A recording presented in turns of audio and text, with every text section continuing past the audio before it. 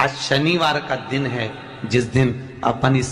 दरिद्रता से मिलने के लिए पीपल के पेड़ के नीचे आए हैं। हिंदू धर्म में ये दिन पीपल के वृक्ष के लिए पूजनीय होगा। जो भी शनिवार के दिन पीपल के वृक्ष की पूजन करेगा, दूध चढ़ाएगा या मिष्ठान का भोग लगाएगा, लक्ष्मी और नारायण उसके घर में प्रवेश कर जाएगा।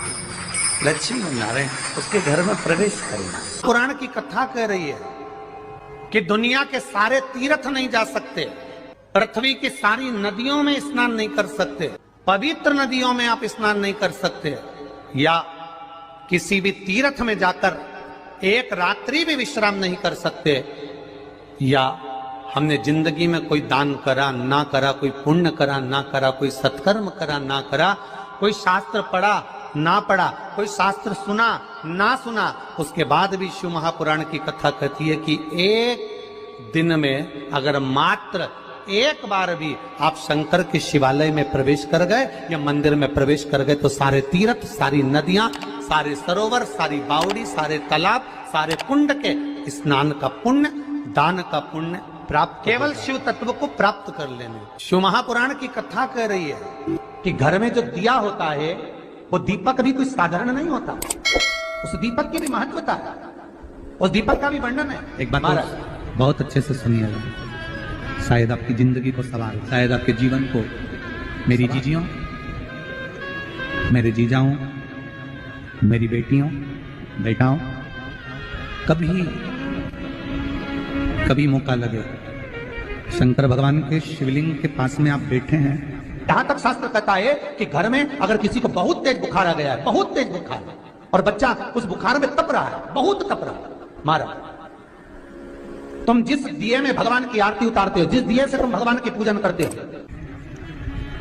कभी मौका लगा और आप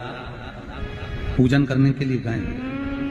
कभी पूजन को शंकर भगवान के शिवलिंग के पास में या शंकर भगवान के शिवलिंग के ऊपर कनेर का अगर पीला फूल देखा है ना आप लोगों ने, अरे बोलो तो जम के, देखा है? कनेर का यदि पीला फूल शिवलिंग के आसपास में या शंकर भगवान के ऊपर कहीं रखा हुआ भी दिख जाए, विषम परिस्थिति हो, बहुत हिम्मत ना हारते, कभी भगवान अकेले में एकांत में आप पहुंचे उनके पूजन के लिए, कनेर का पुष्प वहां रखा है, चाहे वो जलाधारी पर रखा हो, चाहे वो शिवलिंग के पास में रखा हो, शिवलिंग पर रखा हो, उस कनेर के पुष्प को अगर आप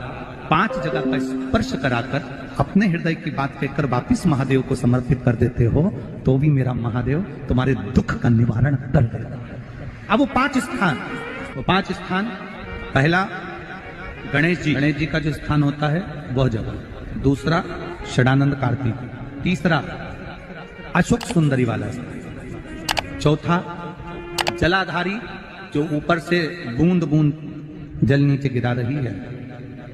जया,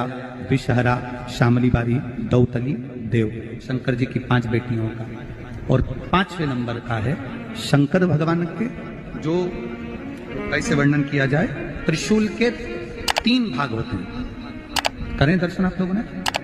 जैसे सामने त्रिशूल लगा है, इस त्रिशूल के ऊपर देखेंगे तो 3 भाग दिख रहे हैं, नजर आ रहे हैं सबको? त्रिशूल का जो 3 भाग होता है, उस 3 भाग का जहां ज्वाइंट होता है, जहां मिलता है, एक जगह पर देखो तीनों भाग एक जगह पर मिले हुए, 3 भाग का जहां मिलन होता है, 5वां स्थान, ये 5वां स्थान, यहां पर स्पर्श कराकर शिवलिंग पर अपनी कामना कर श्री शिवाय नमस्तुभ्यम कहकर बाबा से अपने मन की बात कहकर जो समर्पित कर देता है, हम 3 महीना भी नहीं कहेंगे, हम तो कहेंगे अगर ज्यादा दुख है 3 दिन इंतजार करना, मेरा बाबा उस दुख को मिटाए। 3 महीना बहुत दूर, पर करना है दिल से। और कई तरह के दीपक होते हैं, दीपक का भी विधान वर्णन किया गया, उस दिए का भी वर्णन किया गया। यहां तक शास्त्र कहता है कि घर में अगर किसी को बहुत तेज बुखार आ गया है, बहुत तेज बुखार, और बच्चा उस बुखार में तप रहा है, बहुत तप रहा है, तुम जिस दिए में भगवान की आरती उतारते हो, जिस दिए से तुम भगवान की पूजन करते हो, उस दिए की बत्ती को नीचे डाल दीजिए और उस दिए को पानी की बाल्टी में धो दीजिए। कौन सी बाल्टी में? जिस बाल्टी के पानी से आप बच्चे को स्नान करा सको, केवल भगवान पर से ले जाकर, पास में से ले जाकर उस बाल्टी में थोड़ी देर डाल दो और उस बाल्टी के पानी से उस बच्चे को स्नान करा दीजिए। 15 से 20 मिनट, आधा घंटा लगेगा बच्चे का। बड़ी बेचैन दिख रही हो तुम, क्या बात है? पार्वती जी कहती है, देवव्रत काश्मीर प्रदेश का एक भक्त देवव्रत बेलपत्री के वृक्ष के नीचे बैठकर आपका मंत्र जाप कर रहा। मैं आपको जगाना नहीं चाहती थी, पर बेलपत्री के वृक्ष के नीचे लक्ष्मी झाड़ू लगाती है, सरस्वती वीणा बजाती है, इंद्राणी उस बेलपत्री के वृक्ष के नीचे जल का सींचन करती है, 33 कोटि देवी देवता उस बेलपत्री के वृक्ष की जड़ में विराजमान होते हैं। इसलिए देवव्रत एक बार पंचाक्षर मंत्र बोलता है तो वो 33 करोड़ बार गिना जाता है, ऐसा बेलपत्री का वृक्ष होता है। बेलपत्री के वृक्ष के नीचे एक बार अगर भगवान का नाम लिया जाता है तो वो 33 करोड़ बार, 33 कोटि बार गिना जाता है। एक मंत्र केवल नमः शिवाय, ओम नमः शिवाय, नमः शिवाय, ओम नमः शिवाय। फिर वही वाली बात आ गई जो पहले कथा में कहा, अपने लिए अच्छा वाला घी छाट के लाना, अच्छी कंपनी का लाना, और जब यज्ञ करने बैठे, पूजन करने बैठे, हवन करने बैठे, भगवान का तुम पाठ पूजन करवाई,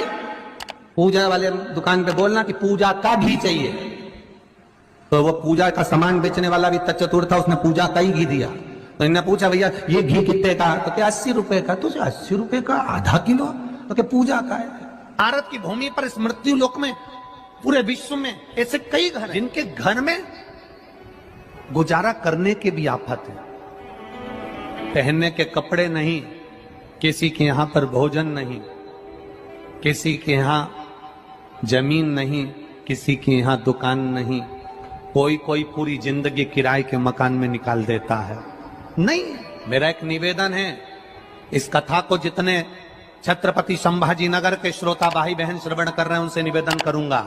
आप हाथ का ठेला लगा रहे हो, सब्जी का ठेला लगा रहे हो, फल का ठेला लगा रहे हो, धक्के की जिंदगी जी रहे हो, दरवाजे पर बैठे हो, कहीं ना कहीं तुम दास्य भाव की जिंदगी जी रहे हो, तकलीफ में जिंदगी जी रहे हो, बहुत दुख की जिंदगी जी रहे हो, बहुत कष्ट की जिंदगी जी रहे हो, उनसे केवल निवेदन करूंगा 3 महीने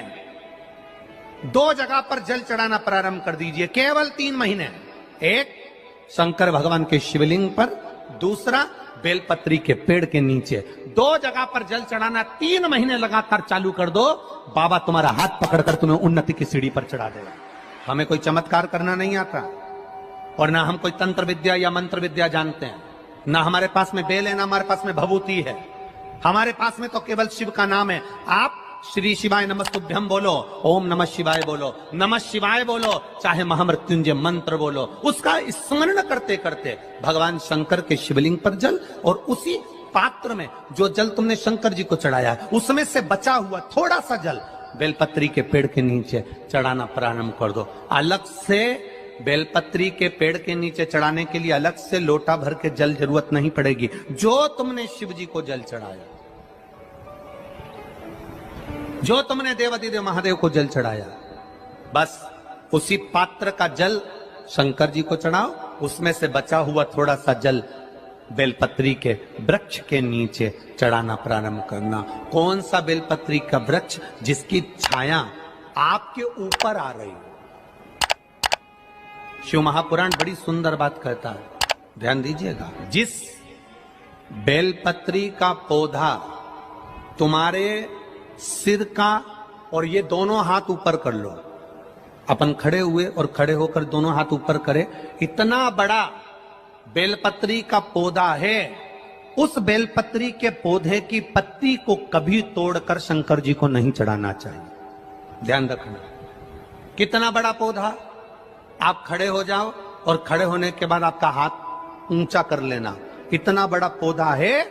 उस पौधे की पत्ती बेलपत्री को तोड़कर शंकर भगवान को कभी नहीं चढ़ाना। शंकर भगवान को उस बेलपत्री को, उस वृक्ष की पत्ती को तोड़ना चाहिए जो वृक्ष तुम्हारे हाथ से थोड़ा सा ऊंचा हो, जिसके लिए तुम्हें हाथ और ऊंचा करना पड़ रहा हो। जैसे एक बच्चा अपनी मां की गोद में बैठने के लिए दोनों हाथों से उचकता है, आवाज लगाता है, उचकता है, आवाज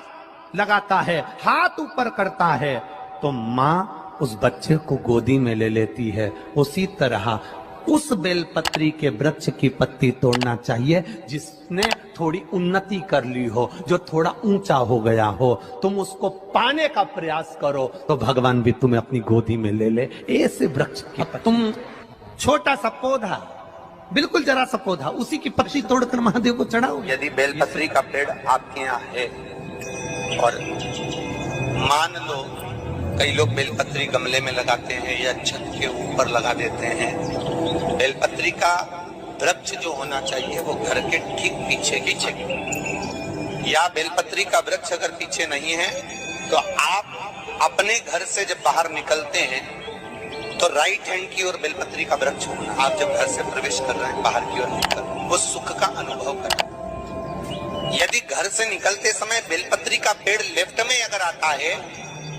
आप जिस घर से निकल रहे हो लेफ्ट में अगर बेलपत्री का पेड़ आता है तो आप 1 रुपए कमाएंगे, 1.25 रुपए खर्च होगा, पैसा हाथ में टिकेगा नहीं। घर में 10 लोग भी कमा रहे हैं तो पैसा घर में दिखेगा नहीं, आएगा जरूर, सारे काम होंगे पर टिकेगा नहीं। यदि लेफ्ट राइट भाग का बेलपत्री का वृक्ष घर में लगाओ तो घर के पीछे के हिस्से में लगाओ, और ऐसी जगह नहीं लगाना कि जहां पर बेलपत्र में गंदा पानी जाए या कोई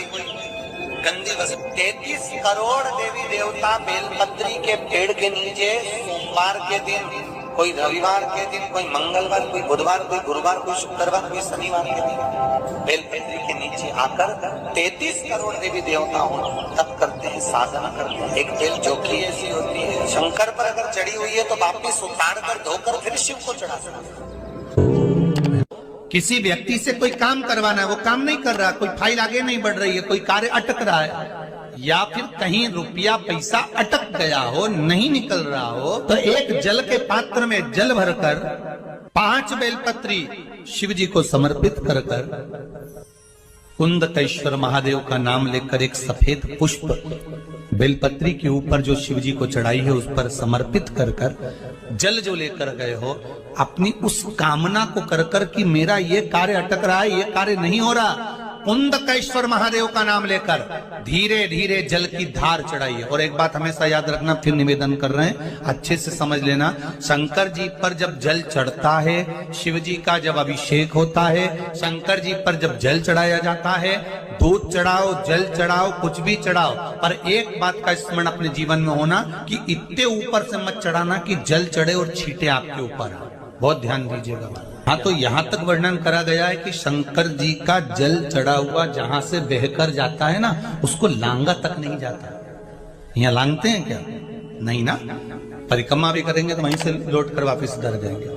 शिव जी का जहां से जल बहकर जा रहा हो, चढ़ा हुआ जल जहां से बहकर जा रहा हो, उसको लांगा तक नहीं जाता। और कई लोग बड़े बड़े आनंद में शंकर जी पे इतनी ऊपर से जल चढ़ाएंगे तो वो छींटे पूरे अपने ऊपर आना चाहिए, शरीर पर आना चाहिए। नहीं, उसका दोष है हमारा, उसका दोष है।